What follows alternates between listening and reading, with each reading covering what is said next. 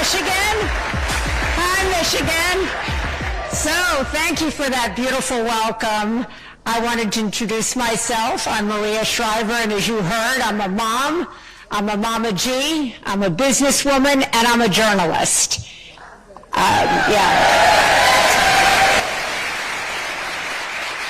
was raised in a very prominent Democratic family.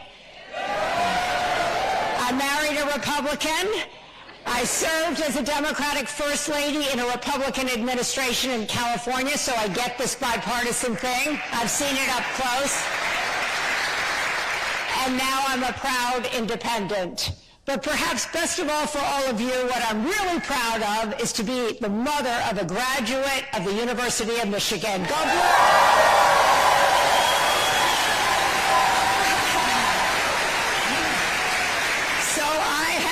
Go Blue, that's right. Okay, that's okay. Healthy competition. So I've spent a lot of time in this state, and I must say I love Michigan. I love its history.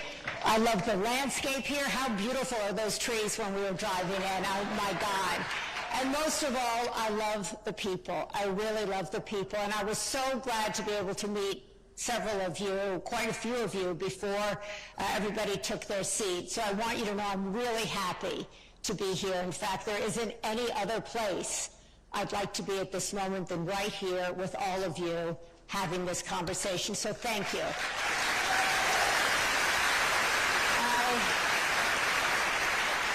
Now, I know you're in a swing state, so you've had it up to here. You've been inundated with ads, with texts, with phone calls, with people knocking on your door, and you are exhausted. But I'm really grateful to you for not being that exhausted, for taking the time to stand in that line, to come in here, and I'm hoping that you'll come in here with a really open mind and an open heart and be really present for the next 45 minutes. Because what you're going to see on this stage is historic. As I said, I grew up in a political family, and people of both parties used to get along really well. They used to work for the common good. They used to compromise, and that was an example that they set. And now you're getting to see it in real life because we haven't seen it in decades. And so that's why I'm here. I'm here to witness this, to facilitate this conversation. I'm here as a journalist, but I'm really here as a concerned citizen, and I'm really happy to be here. And so I know all of you are looking forward to hearing from both of these extraordinary women. They're both incredible, and so I want to begin by getting going. We have some questions from the audience that we will get to. I have a few questions. As I said, I went around to meet several of you, and I heard some questions that some of you had, but universally, many of you said the reason I'm here is to see bipartisanship. I want to see what it looks like so I can go home with information. So you're going to get that, okay? So let's get going.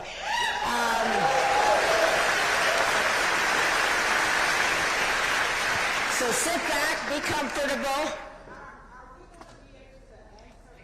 You're not, unfortunately. We have some predetermined questions, and hopefully I'll be able to ask some of the questions that might be in your head. I hope so. But so I'm going to introduce the Congresswoman from Wyoming. Liz Cheney, as you all know, is an incredible, courageous public servant. I'm a big admirer of hers. She has been going across this country, brainstorming with Kamala Harris, and she has put herself on the line. She has taken a lot of incoming for her position and for standing up in the way she has. So give her a great Michigan welcome.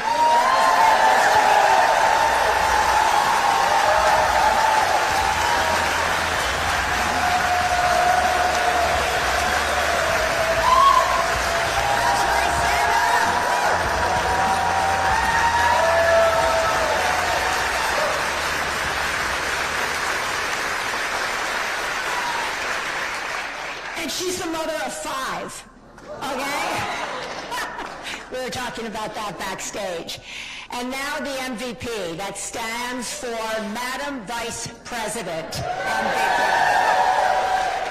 I want to say say several of you, and I've heard over the last several months that a lot of people say, well, I just don't know Kamala Harris that well. Well, I do. So I worked alongside her when I was First Lady of California. She was the district attorney in San Francisco. She was the Attorney General of the state of California. I've seen her work up close. I've seen how she is as a person, and that's why I am here.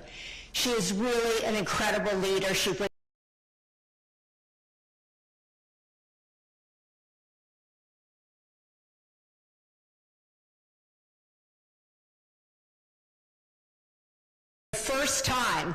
for the first time under her leadership, we are prioritizing the way women will get facts about their health and research. So if you have endometriosis, probably that means something to every woman in this audience, because too many women in this country go to the doctor and they don't have any information about maternal health, about endometriosis, osteoporosis, perimenopause, menopause, Alzheimer's, MS, you name it. And she has worked diligently to try to change that trajectory, and she will continue to do so. So that's a big issue that I don't think gets enough attention in this campaign. She cares about people. People, families are at the center of her agenda. That's why she's the MVP. So please welcome Madam Vice President Kamala Harris.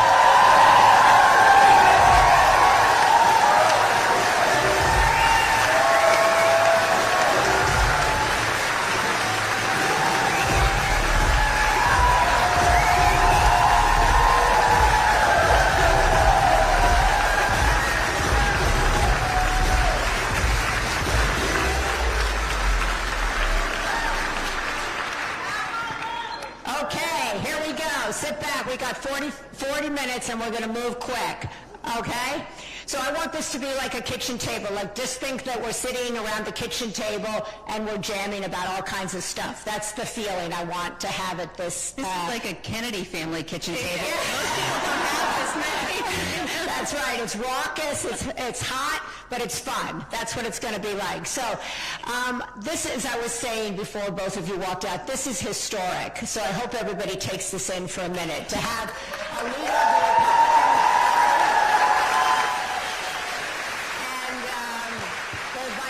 Republican States. So let me begin with you, Madam Vice President. Did you ever think in your wildest dreams that you would be running for president alongside Liz Cheney, who would be advocating for you, campaigning for you, a member of an opposing party, putting herself on the line for you?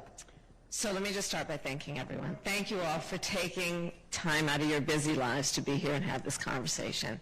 And I think we are all here together because we have many things in common. First and foremost, we love our country. We love our country.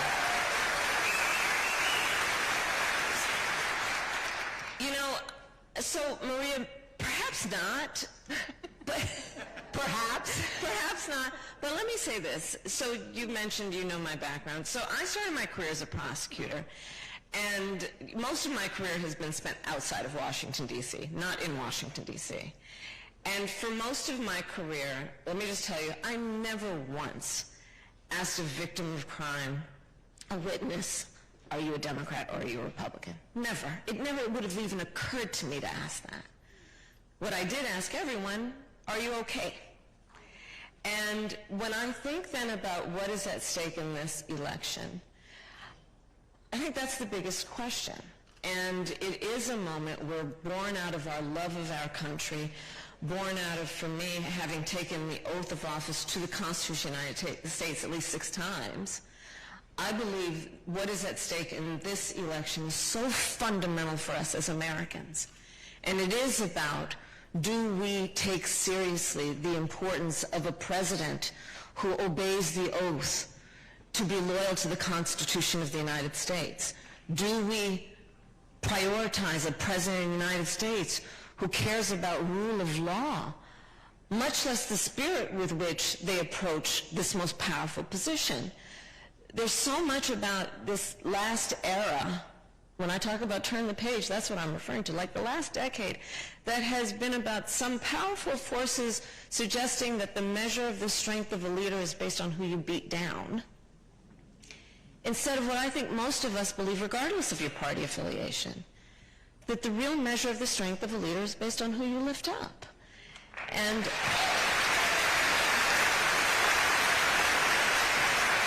so, for that reason, I'm not surprised that Liz Cheney and I are on the same stage 15 days before the election.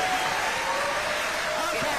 Well, maybe you're not surprised, but I'm surprised. And I think a lot of people are surprised. So I want to know, are you surprised? Are you surprised that you're out here campaigning for a Democrat, campaigning for Kamala Harris against the party that you've been a part of your entire life? You know, what I would say first of all is we all know, everyone who watched January 6th knows, you know, what Donald Trump is willing to do. He lost the election, he tried to overturn it and seize power, and then he sat in his dining room and he watched the attack on television. He watched it. People pleaded with him to tell the mob to leave and he wouldn't. And he watched law enforcement officers be brutally beaten. He watched it. That's a depravity that, to me, and you know, I think to anyone who's taken the oath of office, makes someone absolutely unfit ever to be president again. Now,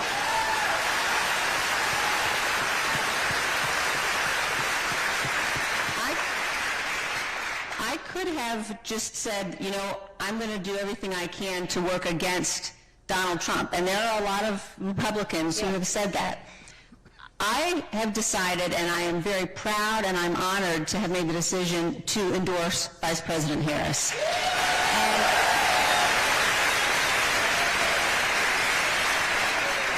And I have gotten to spend time with Vice President Harris. I have had the chance to talk with her about how important it is that we have two strong parties in our country, about the kind of president that I know she'll be. And I think all of us, it doesn't matter what party you're in, we all know this is a good and an honorable and a great nation. And we have to have leaders. You might say, I'm not going to agree on every issue, but we have to have leaders who take that seriously. We have to have leaders who are going to be sincere. And as a mother, I want my children to know that there is someone sitting in the Oval Office that they can look up to, someone who can be a role model. And I'm incredibly proud, and I know that Vice President Harris will be that. Right. And Maria, let me just add one thing also, because it bears repeating. I have seen a lot of Republicans go up to Liz Cheney and thank her. And they may not be doing it publicly. They may not be doing it publicly because I think she has shown, to your point, extraordinary courage, especially in this environment post-January 6th where there's something, an undercurrent that is violent in terms of the language and the tenor. And for her to show the courage she has shown is extraordinary. But I've seen Republicans come up to her, and from my vantage point, she's actually not alone. And so I want to talk about that because there are a lot of people who are scared to vote for you, scared about the environment, scared to talk about politics. How scary was it for you personally to make this decision? What has been the personal cost for you to do so? It was not, it wasn't scary at all in terms of making this decision. Because when I look at the nature of the threat that Donald Trump poses, and look, Donald Trump is doing everything he can to try to get people to forget about what he did on January 6th.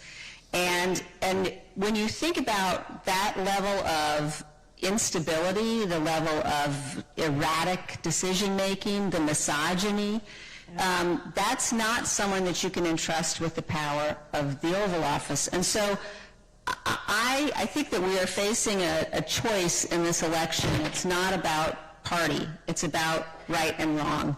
And I certainly have many Republicans who will say to me, I can't be public. They do worry about a whole range of things, including violence, but they'll do the right thing. And I would just remind people, if you're at all concerned you can vote your conscience and not ever have to say a word to anybody. And there will be millions of Republicans who do that on November 5th. Vote for Vice President Harris.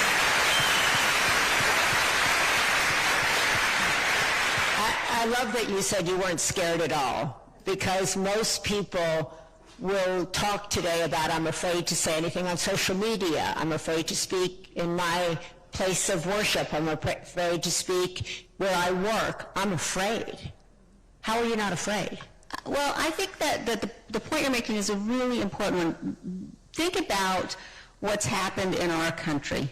The level of vicious, vitriolic attack.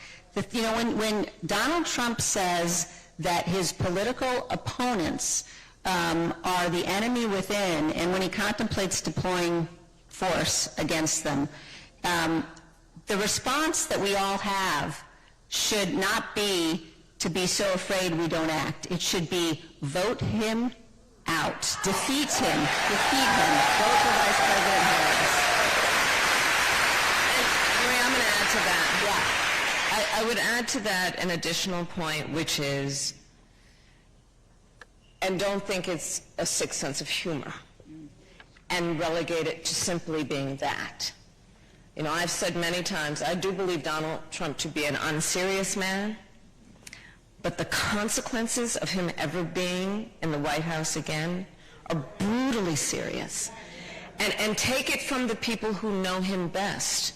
His former chief of staff, when he was president, 2 former defense secretaries, his national security advisor, and of course his vice president, who have all in one way or another used the word that he is unfit to be president again and is dangerous.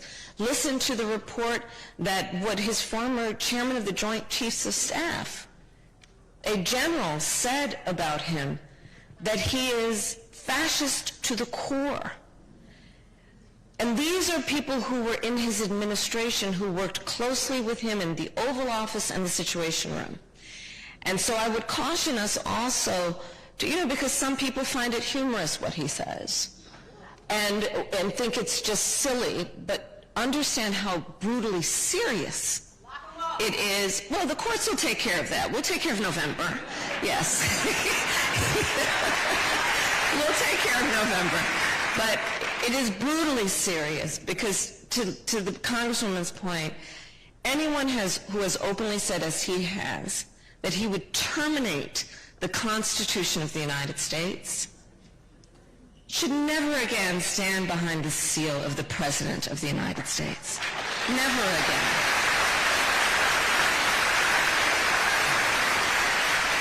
So, Madam Vice President, I wanted to ask you, several people that I talked to in preparation for this, when I asked them, they said, well, I want to vote for the Vice President, but I just don't feel like I know her. I don't know enough about her. I see the ads, but I don't have a feel for her. What are 3 things you can tell this audience about you that aren't in your ads, that people aren't telling people on the robocalls, that perhaps they just wouldn't know, that might give them a feeling for who you are as a woman? How much time do we have? We're at the kitchen table. I have lived a full life. I am a wife, I am a mother, I am a sister, I am a godmother, I love to cook. I started my career as a prosecutor. In large part, there are many reasons, but one very fundamental is when I was young, one of my best friends in high school, I learned, was being molested by her stepfather. And I told her when I learned she had to come live with us. I talked to my mother about it. Of course she has to come live with us, and she did. And I decided I wanted to take on a career and a life that was about protecting the most vulnerable. I served as Attorney General of California 2 terms. I was the top law enforcement officer of the biggest state in the country. And doing that work, it included prosecuting transnational criminal organizations for the trafficking of guns, drugs, and human beings. I did the work of taking on the big banks during the foreclosure crisis and delivered $20 billion for homeowners who had been targeted with predatory lending practices. I took on the big pharmaceutical companies on behalf of consumers. As Vice President of the United States, my priorities have been many, including, to your point, the work that you and I have done over the years, focusing on women's health. One of my priorities has been maternal mortality. But I have only had one client in my career, the people. And my belief is that there is great nobility in public service if one understands that they hold the office in the public trust. It is not about personal power. It is about what you can do that lifts up the condition of people. And there is so much about how I think about my responsibility, and I'm here to ask for your vote, is that I intend to be a president for all Americans, understanding that the vast majority of us have so much more in common than what separates us. And this era that was kind of initiated by Donald Trump has not only been exhausting, it has been harmful to us as a nation. The notion that a president of the United States would encourage Americans to point fingers at each other, that there would be a suggestion that we are a divided country, that instead of knowing we have so much more in common than what separates us. I have, as Vice President, met over 150 world leaders, presidents, prime ministers, chancellors, and kings. My most recent overseas trips as Vice President, which were relatively close to then the election, our allies have expressed real concern. I've shared this before, but when we walk in a room representing the United States of America, we should walk in that room, especially leaders, chin up, shoulders back, knowing that we have the self-appointed and earned authority to talk about the importance of democracy and rule of law. But the thing about being a role model, this is all role models who are here. People watch what you do to see if it matches up to what you say. People around the world are watching this election, I promise you.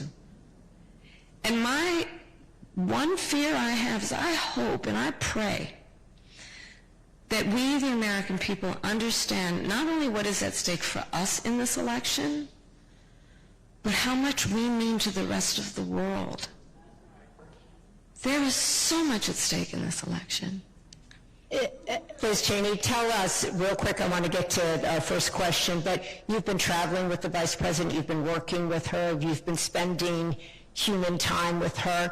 Tell the audience what you see that perhaps the camera doesn't get or the ads don't get, so that they can get a sense of her that you have. Well, I think that what I can tell you is that what the Vice President is saying about wanting to be a president for all Americans, caring deeply about this country, those are things that come across very, very clearly and very directly. And look, I'm a conservative. The very first campaign I ever volunteered in was for President Gerald Ford in 1976.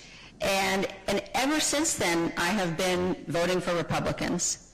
I've never voted for a Democrat. And, wow. And so the fact that I believe so strongly that in this election, we need to elect the person who is the responsible adult. And we need...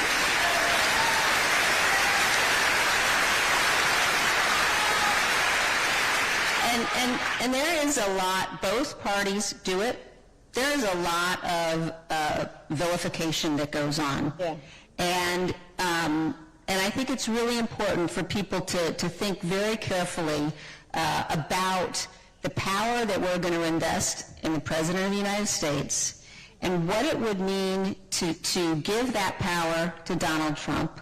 Don't take my word for who he is. Listen to him every day. Look at what he did. Remember that the people, as the Vice President said, who are opposing him are the people who know him best, the people who worked most closely with him. And so I would just say I know that the Vice President has had the range of experience, as Vice President, as Senator, as Attorney General of California, She's supremely qualified to be President of the United States. I think sometimes there are some men who suggest that she's not, but if you look at her qualifications, there's no question.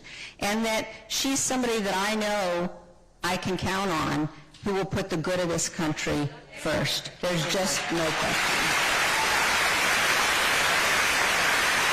Okay, I want to go over here to Cecilia Borland. Can you stand up? You have a question. Cecilia grew up in Birmingham, Michigan, which was a Republican stronghold as she grew up. She now lives with her husband. They're raising 2 children in Berkeley, Michigan, and she's here with a question for the Vice President.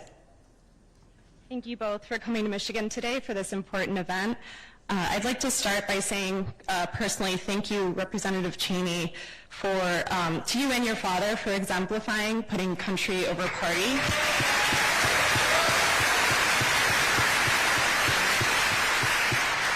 And Madam Vice President, I hope you had a wonderful birthday yesterday. Thank you. Thank you. From the shootings at Oxford High School to my alma mater, Michigan State University, to an attack at a kid's splash pad this summer, just a few miles away from here, the issue of gun violence hits very close to home for our community.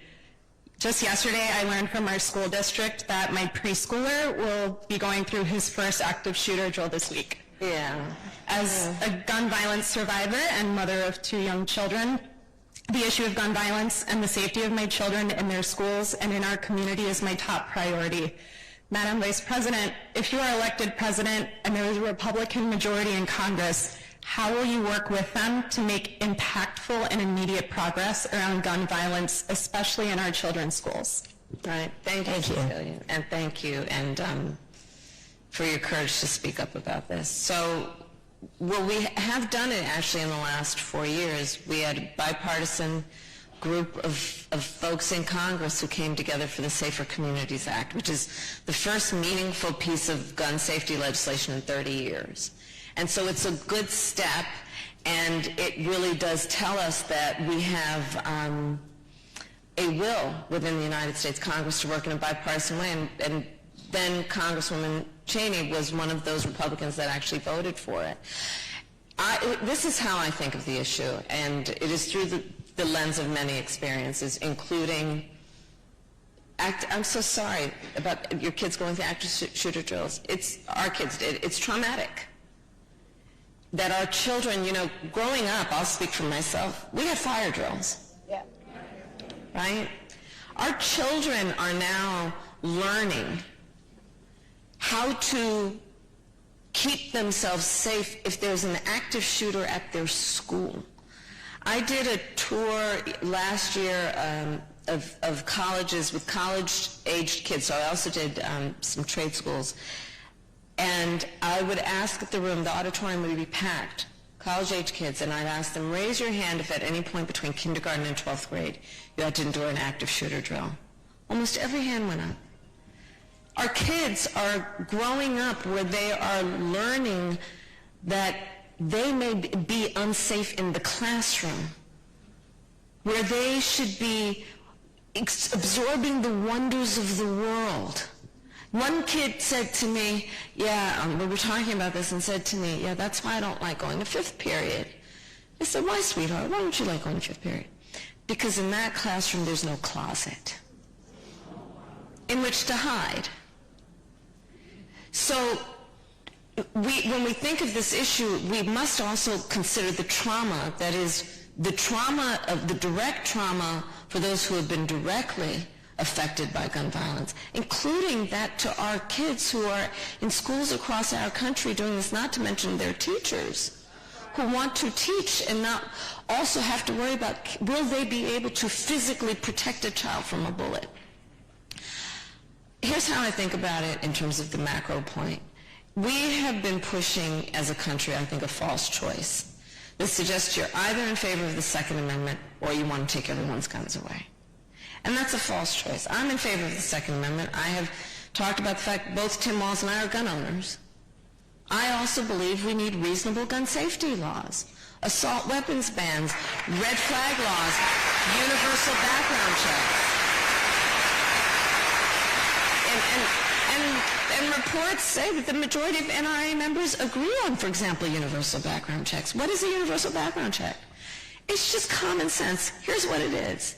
You just might want to know, before someone can buy a lethal weapon, whether they've been found by a court to be a danger to themselves or others. You just might want to know. It's common sense. We need common sense gun safety laws, and I will continue, I've done it throughout my career, work with all of our colleagues across the aisle, and I know that we can make progress. But this is not, I'm not trying to take anybody's guns away from them, but we need reasonable gun safety laws. Okay, I want to come back to the issue of public safety in a minute, but first we want to go to Martin. Thank you, Cecilia, very much. Martin Howlerlich is a former Republican member of the Michigan House of Representatives, and he's here with a question about national security. Well, thank both of you for being here this afternoon. I really appreciate your coming to the state of Michigan to be here. I would like to ask, what can the U.S. do politically, economically, or militarily to deter Russia from continuing its war on the independent nation of Ukraine while simultaneously strengthening our own U.S. security interests? Thank you, Martin. Go ahead. So, I was actually in Munich at the Munich Security Conference delivering a speech when I first met with President Zelensky of Ukraine, and it was just days before Russia invaded.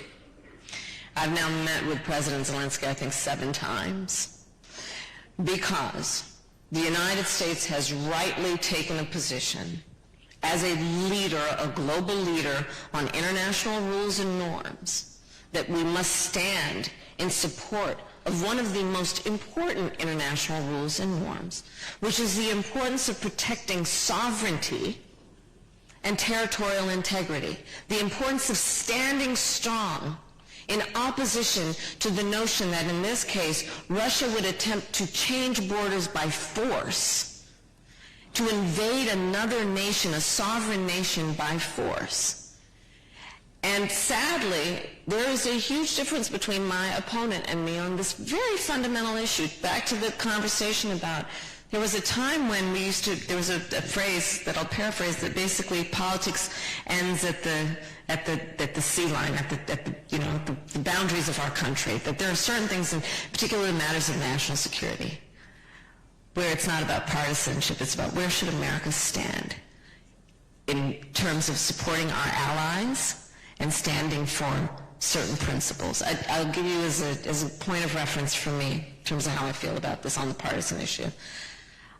For the 4 years that I was in the United States Senate, my favorite committee was the Senate Intelligence Committee. And I served on that committee, and we would meet in a room that's called a SCIF, and it's basically it's a very secure room. No press, with all due respect, is allowed in, no cameras. Everyone has to leave their cell phone outside. It's a bipartisan committee, and we would go in that room and receive classified information from America's intelligence community, sometimes our military leaders, about hotspots around the world and threats to our national security. And when we went in that room, and this is why it was my favorite committee, people would take off their suit jacket, roll up their sleeves, have a cup of coffee on the table. And we weren't Democrats or Republicans. We were Americans. And that is so important on a number of issues we are discussing this afternoon, but in particular on national security. My opponent, however, has made it a thing of his to admire dictators and autocrats around the world. He exchanged love letters with Kim Jong-un, remember that? He has openly praised the president of Russia. Most recently, the report is, in the height of COVID. Remember, everyone was scrambling to get their hands on COVID tests? Remember when Americans were dying by the hundreds every day, and Donald Trump secretly sent COVID tests to the president of Russia for his personal use? He has said, Donald Trump, I will solve the matter of Ukraine and Russia in a day. Read through and understand what he is saying. He would surrender. He would have Ukraine surrender its fight against an aggressor, violating its sovereignty. If Donald Trump were president, Vladimir Putin would be sitting in Kyiv and understand what that would mean for America and our standing around the world. But thankfully there has been bipartisan support, and to your point of where you stand, on this very fundamental issue. But this is a very vivid example of what is at stake in this election, because Donald Trump has been very clear. He would give away the shop. He has been manipulated and is so clearly able to be manipulated by favor and flattery, including from dictators and autocrats around the world. And America knows that that is not how we stand. That is not how we fight. We fight in favor of our strength and our role as a leader in bringing the allies together and standing for foundational and fundamental principles. Congressman Cheney.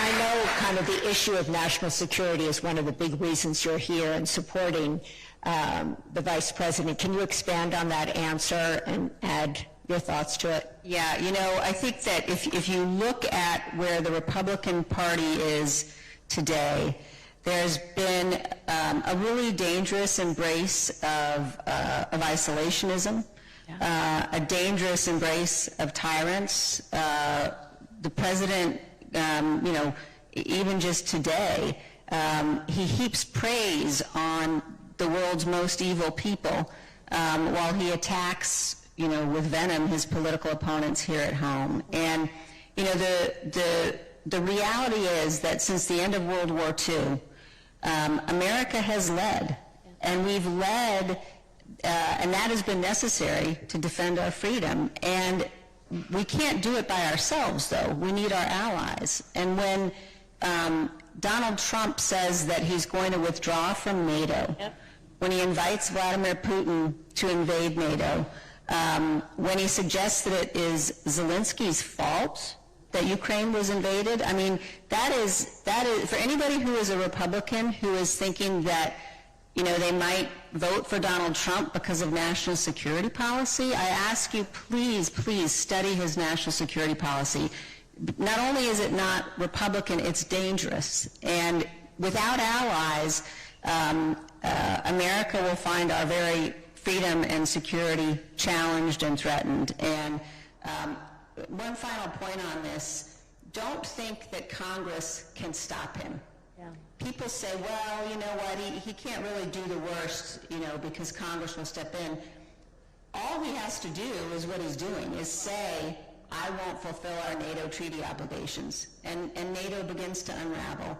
So it is an incredibly dangerous thing to think about a foreign policy, a national security policy led by somebody who is as unstable as Donald Trump is, and it's a risk we just simply can't take as a nation. And I'm going to add for emphasis that let's also be clear about, on this subject specifically of Ukraine, Donald Trump's approach would be to surrender. Understand what that would mean.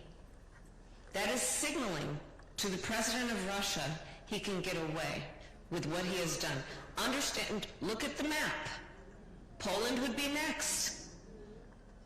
NATO, our allies, are the reason that they have been so thankful for the position of strength we have taken in bringing the allies together, is because they are fully aware of, and remember, to the Congresswoman's point, World War II, remember, this concept of isolation, we were once there as a nation, and then Pearl Harbor happened. Let's remember, recent history, Europe remembers it well. Then when we got attacked, Pearl Harbor, we jumped in. And it is because America jumped in that we were ultimately able to win that war. And it should be a constant reminder to us, we have to remember history, that isolationism, which is exactly what Donald Trump is pushing, pull out of NATO, abandon friends, isolationism is not insulation. It is not insulation. It will not insulate us from harm in terms of our national security. So I say that to emphasize a point that the Congresswoman made, and the other point I'd make is also check out where he's been on how he thinks about America's military and service members. One of the great, great American heroes, a prisoner of war, John McCain. Remember how you talked about John McCain? You said he didn't like him because he got caught. You look, he's called members of our military suckers and losers. And then look at how some of the highest-ranking members of our military, including what I mentioned earlier, the former chairman of the Joint Chiefs of Staff, a dedicated member, leader in America's military, how he has assessed Donald Trump. Fascism to his core. So, There are your talking points for the kitchen table.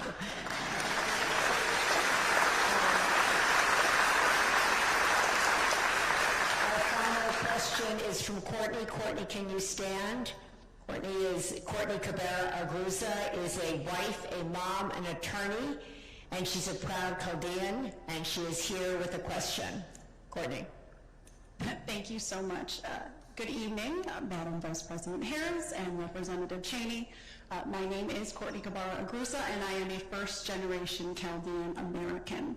Chaldeans are indigenous Iraqis who are Catholic, and we are predominantly in the Metro Detroit area. Chaldeans are a very close-knit community, but the recent political climate has really begun to divide us. While I know that you have discussed several bipartisan proposals over the course of your campaign, what would you say to people like myself who are part of these traditionally conservative communities who want to move forward but are feeling the pressures of the political divide? thank you. And I've actually met with members and leaders in the Chaldean community, and thank you for being here. You know, I think that there is something at stake that is about core values as well as what is at stake in terms of the risk and the danger. And I would offer you an example of what I think would be an important issue that would affect the Chaldean community and all Americans. For example, the issue of how we think about healthcare in America. So I know enough about the culture and to know that it is reflective of who we are as Americans in general. We respect our elders. We take care of them. So I will share with you a specific proposal that is an extension of how I think about things. Personal story, I took care of my mother when she was sick. And for anyone taking care of or who has taken care of an elder relative, you know what that is. It's about trying to cook something they feel like eating. It is trying to find clothes that don't irritate their skin or help them put on a sweater. It's about trying to figure out something you can say that will bring a smile to their face or make them laugh. It's about dignity. And we now have, in particular in our country, a lot of people doing that and also raising young kids. We call them the sandwich generation, right in the middle. It's a lot. And the way the system currently works, well, God willing, you may have enough resources, you can hire somebody to come in and help. If not, you may have to spend down all of your savings to be able to qualify for Medicaid. Or you may have to quit your job to be able to do what you need to do to take care of your children and take care of your older relative. That's just not right and it's not fair. So part of my proposal and the plan is that we're going to now reconfigure so that Medicare covers home health care for our seniors. Right? It's about dignity. So in addition to everything that we've discussed already about national security, what is at stake? Something like this, because I absolutely do believe America is ready for a new generation of leadership that is taking on issues clear-eyed about what is going on that affects everybody, doesn't matter their political party. Issues that are fundamentally about dignity, also about economic issues, and taking it on in a way that we relieve the American people of the burdens that get in the way of productivity and a certain quality of life, and this is one example of that. I believe we need to have an economy that I call an opportunity economy, where everyone has the opportunity to thrive, not just get by, but get ahead. And this is one example I would offer under the broader point, which is about let's move forward, taking on problems from a common sense approach that is about just practical work. Look, I am a capitalist. I am a pragmatic capitalist. I will work as I have with the private sector. I believe we have to invest in America's economy and America's industry and America's entrepreneurs, and we can at the same time take care of those that are the most in need of just a little support to be able to not just get by, but get ahead. Thank you, Courtney. Liz, I just want to, we have 2 minutes left, and when you hear the phrase, a new way forward, when you hear country over party, what does that mean to you? We're 2 weeks out. What does a new way forward mean for families like everybody here, for your children, my children, everybody's children, young men? Yeah, What is it like? I think that we're at a moment now where, when you think about America and the beacon of hope that we have been for so many years, for so many communities, also how tremendously enriched we have been by communities, immigrants who want to come here and build a life, all of that depends upon fundamentally defending the rule of law, fundamentally defending our Constitution. That's what makes all of our opportunity and our freedom possible. And at the same time that we're that beacon for the world, it's also because we're a good nation. Yeah. And because, when you look at who our leader is going to be, what Donald Trump represents is in many ways just cruel, and not the kind of dignity and the kind of person that we all want to be able to look up to. But what I would say is that if people are uncertain, if people are thinking, well, I'm a conservative, I don't know that I can support Vice President Harris, I would say, I don't know if anybody's more conservative than I am. and I understand the most conservative value there is to defend the Constitution. And if we don't come together to do that, and so just to finish that, I would say